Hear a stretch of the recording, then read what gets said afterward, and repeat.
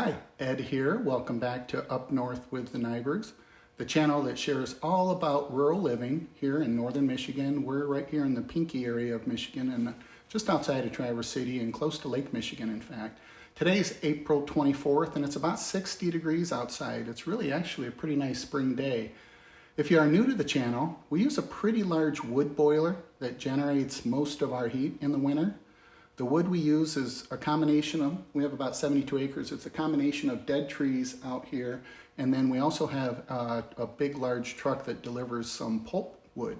And I'll put a link up here and show you how that delivery takes place. We just got one here a couple of weeks ago. The winters, as you might imagine, in northern Michigan can be long and they can be cold. We actually start cutting and splitting our wood in the spring.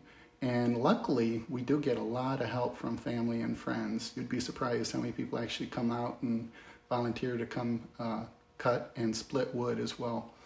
We do use a few chainsaws, obviously. We use Stihl chainsaws, and we use a lot of chains and a lot of saws to make that happen. So today I thought I would show you how I'd sharpen my chains. I'm not an expert by any means, and there are lots of methods out there. All you have to do is just get on YouTube and you can see lots and lots of methods. I am no expert, but this is how I do it. I decided a long time ago that I was no longer going to take my chains in and get them sharpened because you can spend upwards of $15, $20. They do a great job, but I decided I just don't have the time. And we went from one chainsaw to three, and you can imagine all the chains that go with those 3 chainsaws. So we decided to do it ourselves. So I use a Buffalo Tools electric chainsaw chain sharpener. Say that 5 times quick. And I'll show you how that works as well. So this is how I do it, and I'll show you the process. All right, a little bit about chains and the chains that I use. I use 2 different brands. I use the OEM brand from Stihl, and I also have had pretty good luck with these Oregon chains as well. In fact, I prefer those now, and I know people either love them or hate them, but I really like them. A little bit of information you need in order to set up your sharpener, and I'm going to walk over here and show you that here real quick. I've got it sitting right here on the bench, and it stays here because I use it quite a bit. But you can set up some way that you could just hook this on some type of wood block and maybe put it in a vise whenever you need it. But there's some information that you need in order to make this happen and make sure that it's done right. And one of the pieces of information is the angle of the cut that you need to set it up for, depending on the tooth that you're cutting. And you find that information, typically you can find it on the box, and I know I'm a little OCD with these boxes, but it has really helped make sure that all of my chains go on the right saw, and I have 16-inch and 18-inch, and so I like to have these little containers, and I keep the information on here as well too, as to the information that I need. But if you look at that, you'll see right there that it's a 30-degree angle, and most of them are 25 or 30-degree angles. There's a few that are other sizes, but that's where you find that information. Stihl does a great job on theirs. Oregon, not so much. I actually have to pull out the insert just to double check, but every chain that I have right now is 30 degrees, so that makes it much easier. That's the information you need in order to set up your sharpener to make sure it has the right angle cut. Alright, so these are my chainsaws. Like I said before, they're the Stihl brand. A lot of good brands out there, but I like this one. I've used them for a long time, and they work great for me.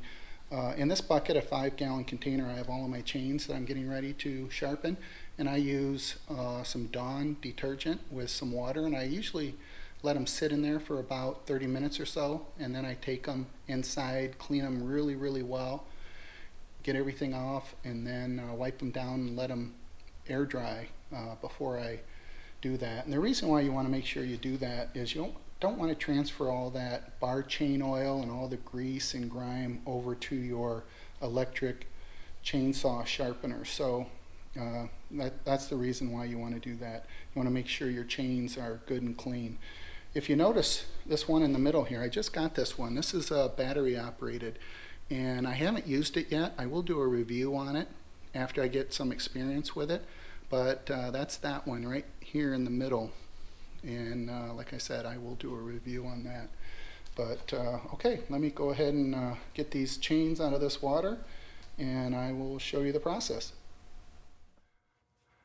All right, so once you get over to the sharpener, there's a couple of adjustments that you have to make. You have to certainly make sure you get the angle right off the package.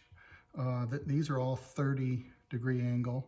And then the other thing you need to do is, after you get your angle done, is make sure that your disc depth is correct. And that's what this little tool is right here. You can adjust that, and the disc will go in and out, up and down a little bit. There is another little adjustment here. It's a micro adjustment for the chain little bar here clip, and that's right here on the side. Right now I got it set up perfectly the way that, and the way you do that is just go and you can eyeball it, and you can feel the tension, and you can loosen it and tighten it, this little micro adjustment right there. First thing before you turn it on is make sure you mark your first tooth. And the other thing too is, as you go through this, remember every other tooth is what you're sharpening at this particular 30-degree angle. Once you're done with every other one, you'll have to go through the length of the chain again and do the opposite teeth as well. And that you would move it the opposite to another 30-degree angle over on this other side, and this whole mechanism will turn so that you can get the right angle for those particular teeth as well.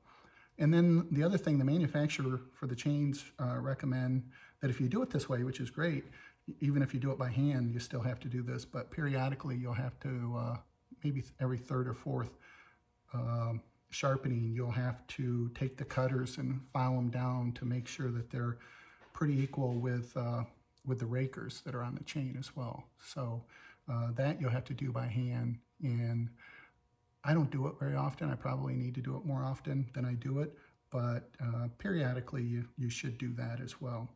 So let's get started here. Always safety first. Safety glasses on, and I'll turn it on here.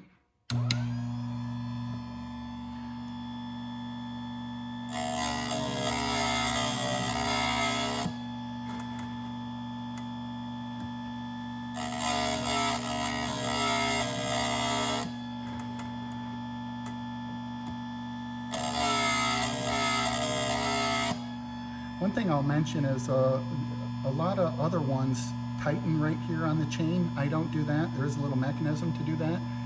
I just don't find it very valuable to do it. And the other thing, there's enough play in this particular sharpener that I can move this head a little bit so that I can actually make sure that I'm making contact with the chain. So I like that. So I really don't necessarily need this chain tight. As long as I have it tight up against this little bar, this chain tooth bar, then I'm all set.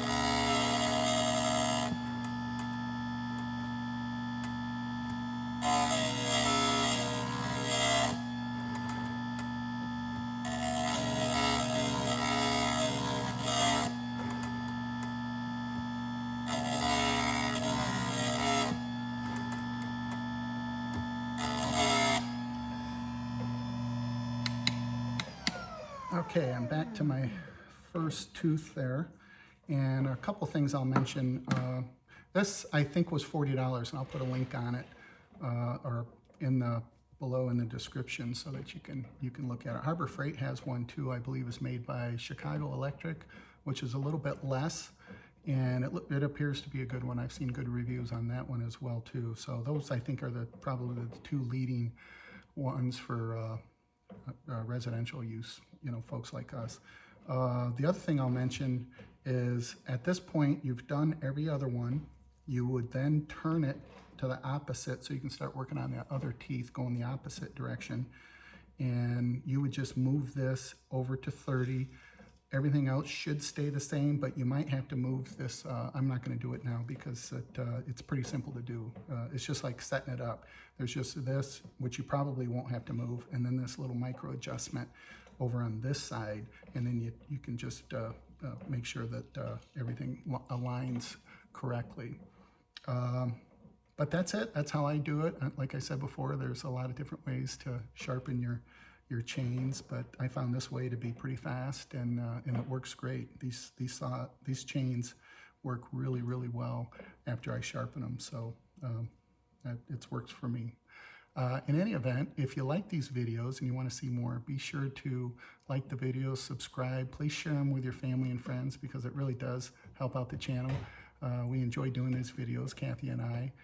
You'll certainly see more of her as we get into the summer and her garden and the bees and cutting wood and things like that. So certainly subscribe to the channel to see more of those videos. So as always, thank you very much for watching, and we'll see you on the next video.